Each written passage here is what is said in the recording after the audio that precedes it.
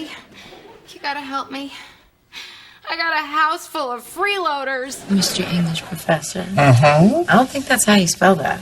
Oh, I'm texting. I don't have to spell it right. Oh.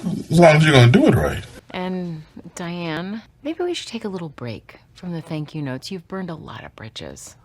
You're welcome. Oh, okay. What did you say to her? I think I handled it pretty great. No! Bad! I've been feeling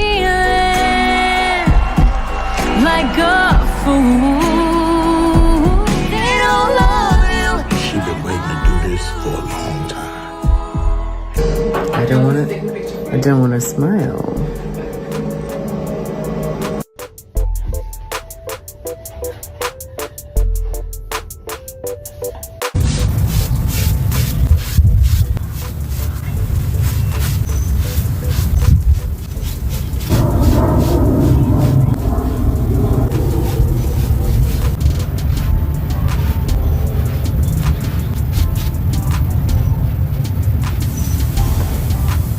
I do not believe that my life is unworthy because I don't have children.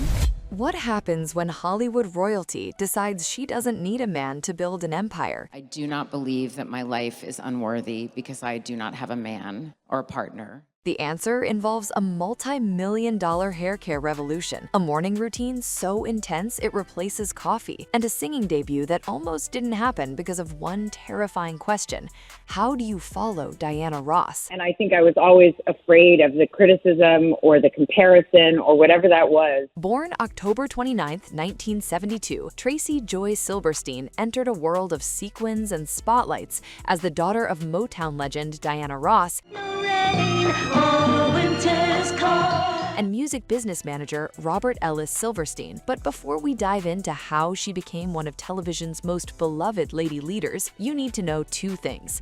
First, the real reason she refuses to use dating apps has nothing to do with fame and everything to do with how she views love. I don't know. I don't know about shopping for a partner and a man like that. I do enough swiping on TikTok and Instagram. And second, what really happened during the Girlfriends reunion was so emotional that it proved 8 years of tension had finally transformed into something beautiful. And I think the energy of who we were together came through the screen, but only we know the intimacy and the truth of what we all walked through together. And we will have that for the rest of our lives. Yes. Stick around, because the truth about her relationship philosophy will change everything you thought you knew about finding love. Growing up between New York, Paris, and Switzerland meant Tracee's childhood looked different than most. Oh, very chic. We had to ski for our gym class. What language did you speak there? In class, English, but in town, French. In the 1980s, she sat for Andy Warhol, who painted her alongside her mother and sisters. Her mother even used her own Warhol portrait for the cover of her 1982 album, Silk Electric. While other kids were playing in backyards, Tracee was being photographed by fashion legends Herb Ritts, Peter Lindbergh, Francesco Scavullo, and Mario Testino. But something unexpected was brewing beneath the glamorous surface. The thing about me is I manifest really quickly, so I have to be intentional about what I language and the words that I use. The manifestation conversation reveals something deeper. Tracee understands that words create reality, that speaking things into existence requires intention and clarity. She tells her therapist up front, I manifest really quickly, so I have to be intentional about what I language and the words I use. And so what I like to do is spend time in therapy being clear about what it is that I want. This awareness didn't come easy. Tracee attended the Dalton School in Manhattan and Riverdale Country School in the Bronx before heading to the prestigious Institut La Rosie in Switzerland. She modeled as a teenager, but the glossy magazine spreads couldn't mask an internal struggle with her appearance, particularly her hair. At 12 years old, she was incredibly uncomfortable in her skin. She hadn't discovered contact lenses yet, hadn't figured out her hair. She wasn't wearing it naturally curly. At Radio City with her mother performing, interacting with people who loved Diana Ross, Tracee felt daunted, lost in who she was supposed to be. I don't want to sit with a bunch of label guys who, what is it?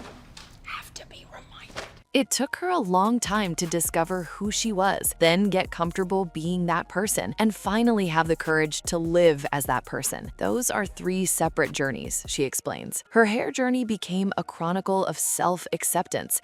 Before moving to Paris at the end of 7th grade, she went to the salon every Saturday to get her hair done, then spent the week maintaining it. In Europe, she started running track and couldn't get to the salon anymore. She fried her hair with heat because that's all she knew. The attempt to find her own identity, her own sense of beauty, her own sense of self began there. No one ever taught me how to do this stuff. Watch, some professional's gonna be like, Tracee, you're doing this all wrong. In 1994, she graduated from Brown University with a theater degree. Here's where things get interesting. She originally wasn't studying theater at all. After auditioning for Spike Lee's Malcolm X in 1992, even though she didn't land the role, casting director Robbie Reed's encouragement shifted her entire trajectory. She changed her major, dove into plays, and set her sights on acting. Yes, I'm going with it. I'm so gone, I'm back again, and y'all best keep up. But first, she'd take a detour through the fashion world. After graduation, Tracee worked as a fashion editor for Mirabella and New York magazines. In her early 20s, she briefly modeled for French designer Thierry Mugler in Paris. I was terrified because my boobies were out and I was 19 years old. That's and I was the like, best part. My first show. I was like, my mom's gonna be furious. I can't do this. She was building an aesthetic, cultivating an eye for beauty and presentation that would serve her later in ways nobody could predict. I love a suit. I like to wear it together. I like to wear it separate. You would think I'm a dude. I love sort of an androgynous kind of utilitarian look. In 1996, she made her big screen debut playing a Jewish/African-American woman in the independent film Far Harbor. Why do you keep calling him Mr. Spreckman? Is that some kind of anti-Semitic crack?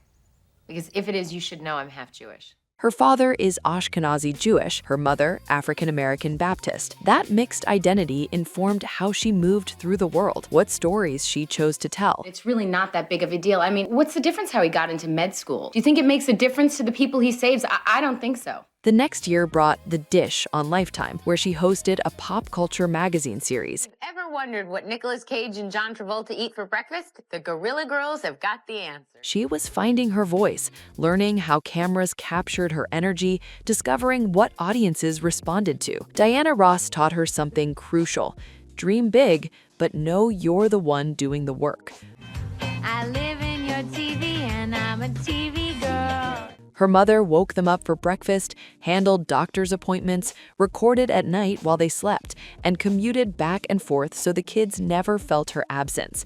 She did TV specials, put out an album a year between 1979 and the mid-80s, all while raising 3 daughters. Success required presence, not just ambition. In 2000, everything changed. Tracee landed the lead role of Joan Carroll Clayton on Girlfriends on UPN. I've always been there for her, for all of them. I mean, my girlfriends are my family, and when they mess up, I forgive them. I just wanted them to forgive me. The show centered on 4 African-American women navigating friendship, careers, and love in Los Angeles. Jason, cancel that order and put the vodka back on the top shelf. You have no power here. Joan was a successful, neurotic lawyer, searching for her place in the world, and Tracee brought layers of vulnerability and humor that made her unforgettable. I was the rough patch. I've been up to that cabin. I spent 4 ski weekends up there, and we did not do any skiing. But what happened behind the scenes tells a completely different story. The working conditions were brutal. 4 women crammed into tiny dressing rooms that were basically closets with no windows. They all shared one bathroom and a common area with just a couch in the middle. No privacy whatsoever. You couldn't even talk on the phone without everyone hearing. They were slammed together like a manufactured girl group that didn't know each other. What if you could have people envision a society ignorant of their own racial, social, and economic positions? Expected to have chemistry they hadn't earned. The intensity was suffocating. Here's what makes it worse. All 4 cast members were constantly puzzled because their characters treated each other in ways none of them had experienced in real friendship. Joan, Tony, Maya, and Lynn backstabbed each other, lied, kept secrets, took advantage of one another. All four of us were always puzzled because Joan, Tony, Maya, and Lynn treated each other in a way that none of us in our lives had experienced in friendship. There was constant pushback with creator Mara Brock Akil, who treats their friends this way. I specialize in results, not segues. Hey, I know that you actors are supposed to be self-absorbed. Yes, I'm talking to you.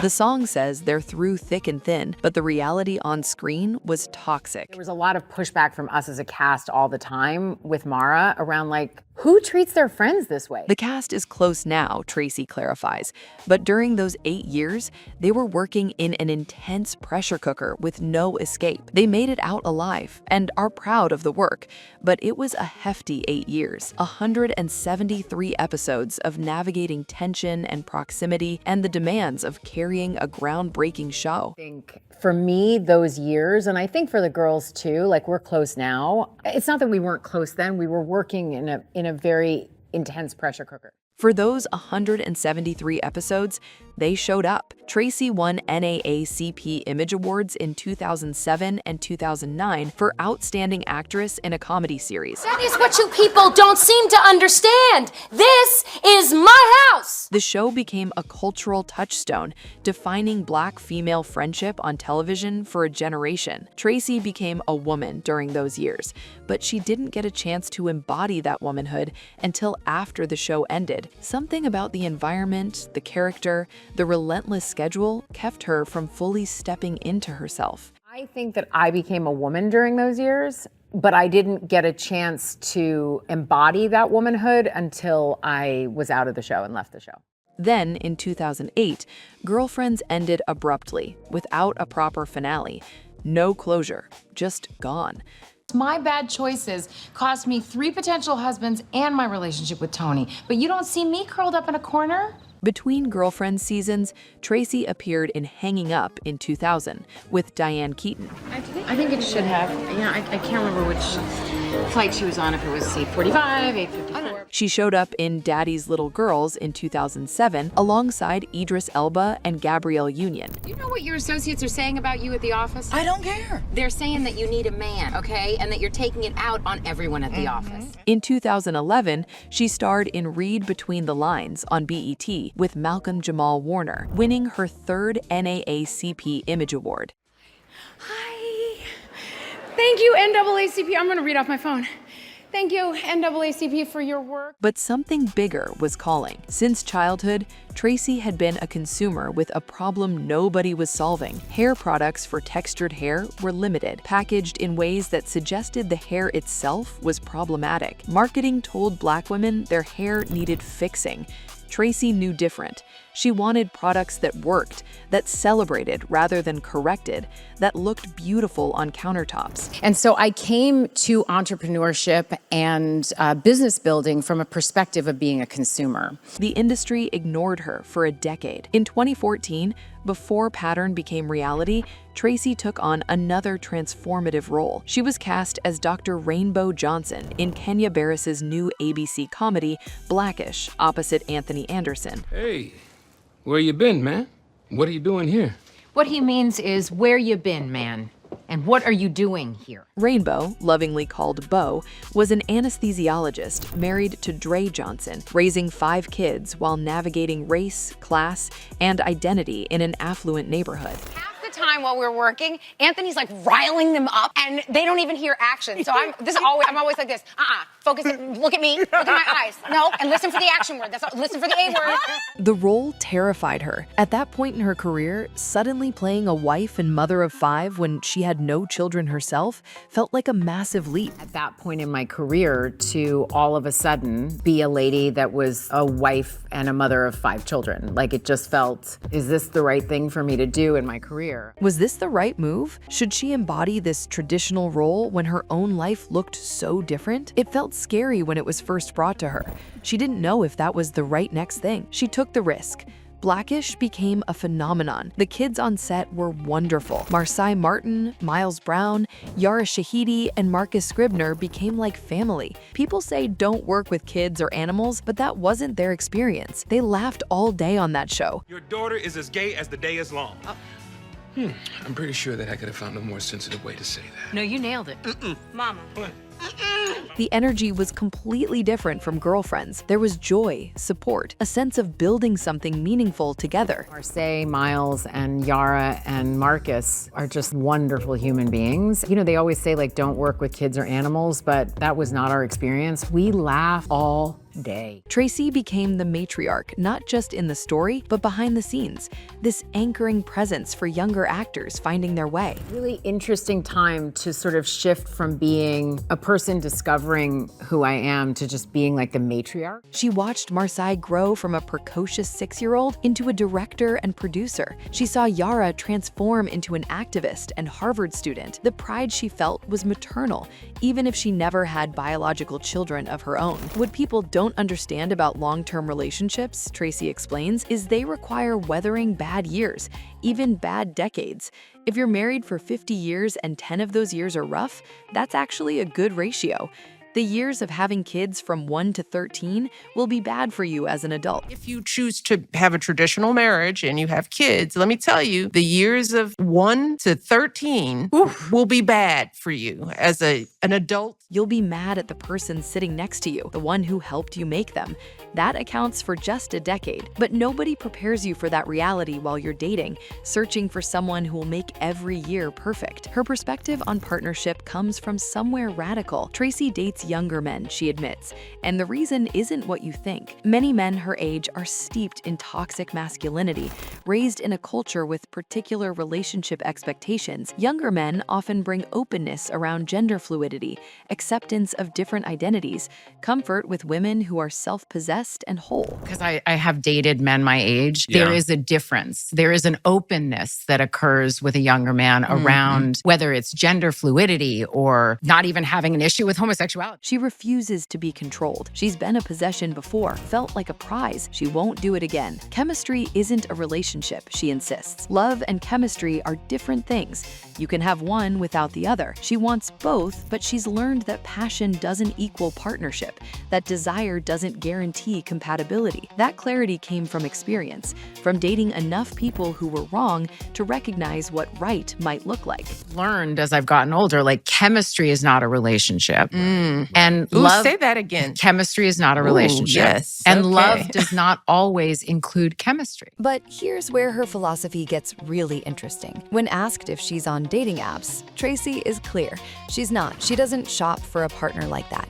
She does enough swiping on TikTok and Instagram. She likes meeting people in the wild, in the real world. She likes getting set up by friends. She has posed the question to many friends, but admits she's never asked Michelle Obama to set her up, which she now thinks might have been dumb. I have come up with mine. I have come up with what works for me and what makes sense for me and what feels safe for me. Yeah. I mean, like, I'm not on dating apps. I have friends that have great success with dating apps, but that's just not something I'm comfortable with. The truth is, Tracee has a level of recognition that makes dating apps complicated. She wants to meet people who have as much to lose as she does, who understand the unique challenges of public life. Or she wants to meet someone through people who know her, who can vouch for compatibility beyond a profile picture. Her dating advice is simple but profound.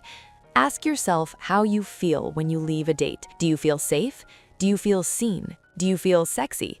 Or do you feel small, insecure, like you wore the wrong thing? Those answers matter more than chemistry, more than someone's career or height or any item on a checklist. She has 2 great tricks. One is take a piece of paper. On the front, write the facts. On the back, write the fantasy. So that you're clear, okay, Which this is which? Correct. Ask yourself, go on that date, leave the date, and ask yourself how you feel. Do I feel safe? Do I feel seen? Do I feel sexy? For Blackish, Tracee's work earned her 6 NAACP Image Awards and a Golden Globe for Best Actress in a Television Series, Musical, or Comedy in 2017. She received 5 Primetime Emmy nominations for Outstanding Lead Actress in a Comedy Series.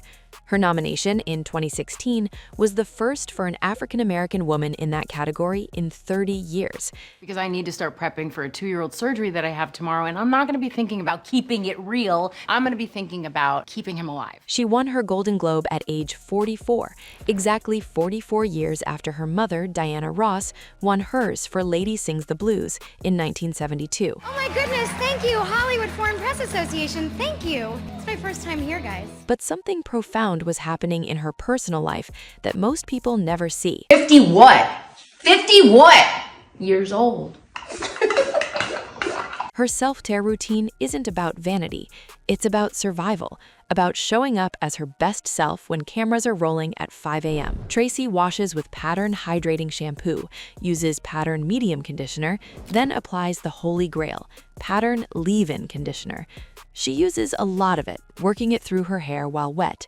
The towel wrap is gentle, careful not to jostle the curl formation that happened in the shower. This leave-in conditioner I use when my hair is sopping wet, and it will lock in the moisture. After I have conditioned, it will seal off everything that you have done in your shower, wash, day process, and it will say, I got you, girl. Her body gets Retrieve body oil while still soaking wet. She glistens, shines, looks like silk. Then comes the face.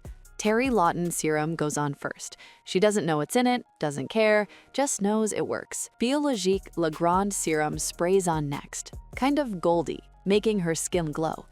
Yonka eye cream applied with the tiniest amount because there's not much skin under there. Le Grand creme heated in her hands before pressing into her face. Terry Lawton serum. I don't know what she puts in here. Don't ask me. But it's a whole bunch of stuff that's gonna make me look gorgeous. She's been taking care of her skin since she was young. As a teenager, she was a picker, loved doing her own extractions until her mother threatened her about scarring. She started getting facials really young, so a professional could handle it. The tools come out, a small vibrating tool from Amazon. She doesn't drink coffee. She's only had 2 sips in her entire life. In high school, during exams, she thought she needed coffee, took a sip, and felt like her soul jumped out of her body and slapped into the ceiling of the gym.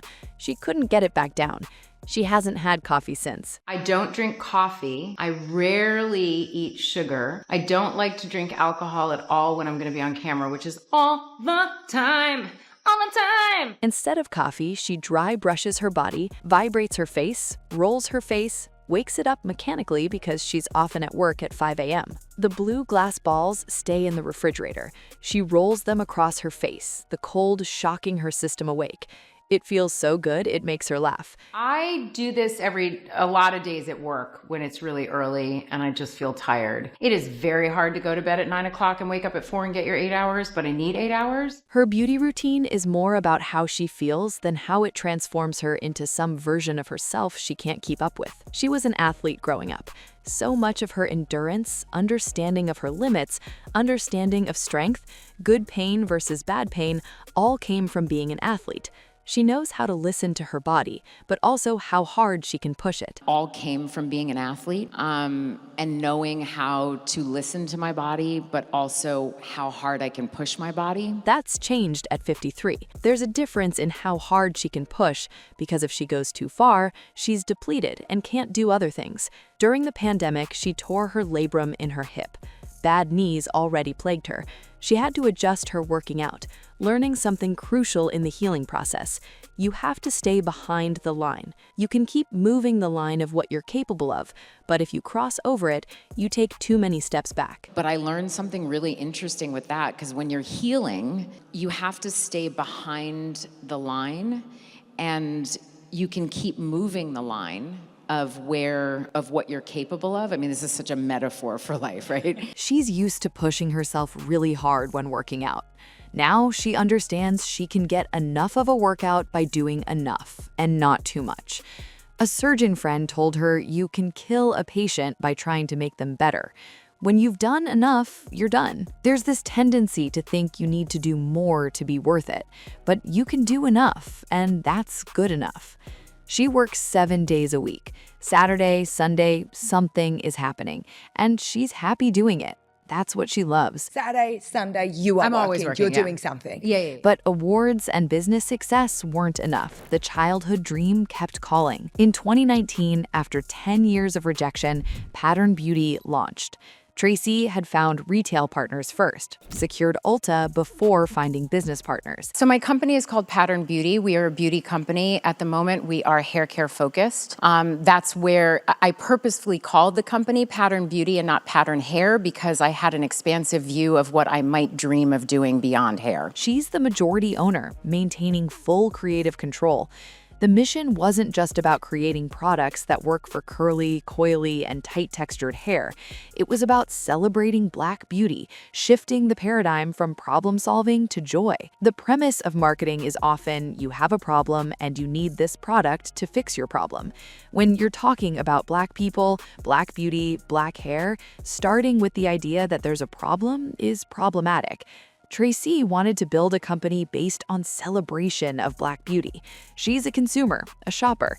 She shops most when she feels good, not when she feels bad. So why is marketing based on making people feel terrible? It really is not set up for people of color to succeed, let alone be mirrored back and seen as beautiful and as our authentic, and for our authentic beauty to be celebrated. Pattern now has over 57 SKUs, 11 retail partners, including Sephora and Ulta, and 49 employees. It's a multi-million-dollar company built on the foundation of self-acceptance. And then came a moment that healed old wounds. For Pattern's first proper commercial, Tracee brought the cast of girlfriends together. People always ask if they're going to do a reunion show. She doesn't have control over that. She wasn't a producer on the original series. But what she can do is something like this. Oh my God! Oh, I got tears in my eyes! They came together and had a ball. Everyone looked so beautiful. They had so much fun. No time had passed when they were together. It was a great way to celebrate having them show up in her world so generously, so beautifully. It was really special. The tension from those 8 years had transformed into genuine love and appreciation. In 2019, she co-created Mixed-ish. When my dad found out I was in mall jail, he was ready to go full-blown white man on them. Get up, Bo. We're leaving.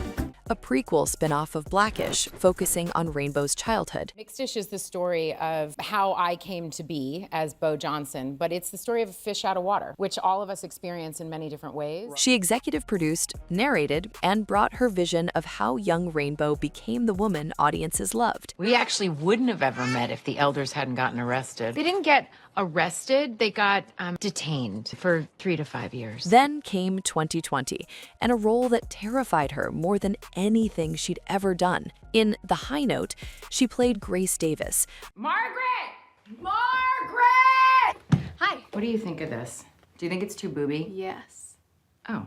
A legendary singer navigating age and relevance in the music industry. I'm playing Grace Davis, and I am a singing superstar who is at a pivotal place in her career and life as she struggles to bring out the part of her that the world has never seen. The role required her to sing, actually sing, record a soundtrack, release a single called Love Myself. Now I'm stressed, I'd always have to have the TV on. The pressure was suffocating.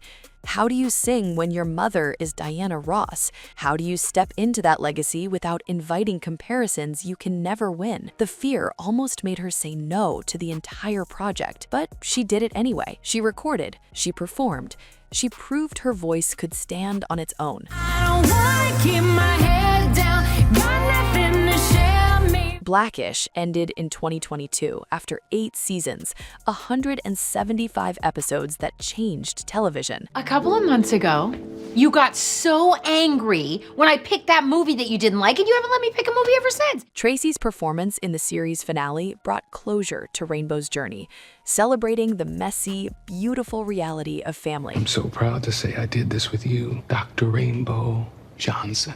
I would take a leap with you.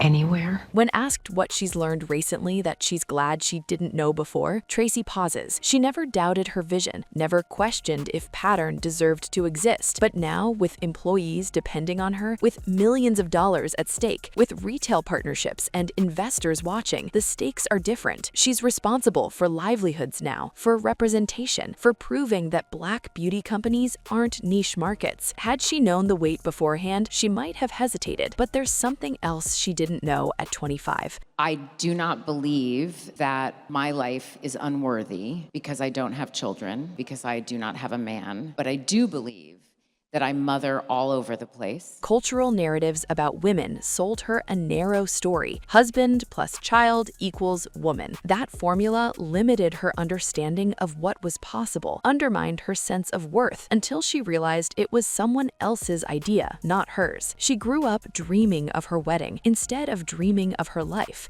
She wishes she'd spent that energy differently. She's part of the first generation of choice, she explains. The assumption of Roe v. Wade, the ability for women to find their own delight and pleasure, the choice around how to navigate dating. Even with those systemic protections in place, she came up against cultural norms about being a choice for a woman, owning her own body, negotiating what she wanted in relationships. She doesn't know what dating will look like for younger generations now that those protections are gone. It frightens her. In 2025, Solo Traveling with Tracee Ellis Ross premiered on the Roku channel. The 3-part series follows her solo travels through Morocco, Mexico, and Spain. It's not about finding a partner or seeking adventure for adventure's sake. It's about being yourself, by yourself out in the world, about following your heart without apology. She's been solo traveling since she was 24 or 25, taking at least one solo trip a year for nearly 3 decades. So much of what solo traveling is about not waiting for something in order to experience my life. This is one of the 50 best bars in the world. The show came about organically. A man at the airport told her they wait every year for her first dips, for her outfits in Paris. It's an event on Instagram. She called her manager immediately. Could they turn up the volume from social media and create a show? They did. For Tracee, solo travel is about decompression. Her life is really busy, sometimes 7 days a week. She goes away by herself to not set an alarm clock, stay up late binging television if she wants, enjoy the luxury of being. It creates an emotional muscle to be comfortable in uncomfortable situations, to get to know yourself, to enjoy your own company. I knew from the beginning, I said the only way this is going to work is if I'm able to capture the insanity of my packing. She packs for beauty and disaster, bringing a minimum of 3 bags, sometimes up to 8 bags when she travels. Her philosophy is BIA, bring it all. Her carry-on bag alone could sustain her for a week if luggage gets lost. In her life,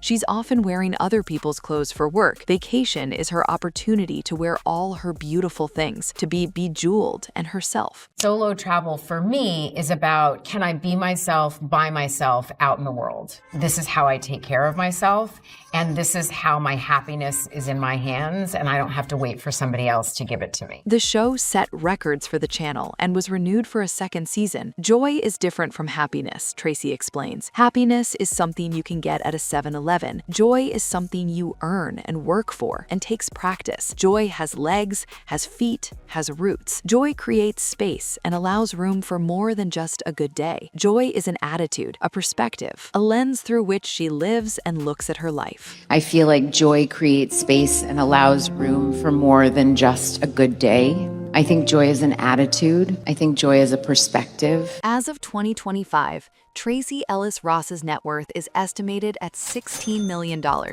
She continues expanding Pattern Beauty, recently launching body care products. That's where I purposefully called the company Pattern Beauty and not Pattern Hair, because I had an expansive view of what I might dream of doing beyond hair. She's developing new television projects through her production deals. She looks forward to the next decade of her life. She's really ready to get back on TV in a scripted show. There's a world in which that show comes back, or maybe there's a world where we all want it to come back. We've wanted it. I mean, she had 8 years on Girlfriends, 8 years on Blackish. She thrives in that environment, loves leaning into a character that way. But it was so fun, the comedy and the sort of snap and pop that happened with the cast of Girlfriends was just so exciting. Very nostalgic. She would love a partner, but if she doesn't get that person, life is pretty good. It's sort of innocently sweet and it's not so hard over the head. Like, can you stand alone in a room? That's why I like the question, because I would ask that all wrong. Right. She realized a long time ago it's not a reflection of her worthiness or lovability. I did dream of my wedding growing up. And that's not to say that I didn't dream of the bigness of my life, but I could have spent a lot more time dreaming of my life. She's woken up every morning of her life trying to do her best and be her best. She must be right where she's supposed to be. I don't know. I mean, I haven't had great luck lately, but I do have to say I'm moving up on what it is that I'm looking for as a match. Yeah. Things are looking pretty good. She loves getting older. The emotional and spiritual aspect of getting older is delicious. The physicality, fascinating. Sometimes humorous, sometimes alarming, but absolutely fine. It's just different. I've wanted to get older. That's right. I thought that the lines on a woman's face were evidence of her story. That's right. And the life that she had lived in. At 53, Tracee Ellis Ross stands as proof that you can build an empire without following anyone's blueprint. That self-care isn't selfish, it's survival. That being single isn't settling, it's choosing. That joy isn't something that happens to you, it's something you cultivate every single day. And that sometimes the most radical thing a woman can do is live exactly as she is, unapologetically whole, proving that happiness doesn't require a ring or a baby, just the courage to know yourself and the audacity to live.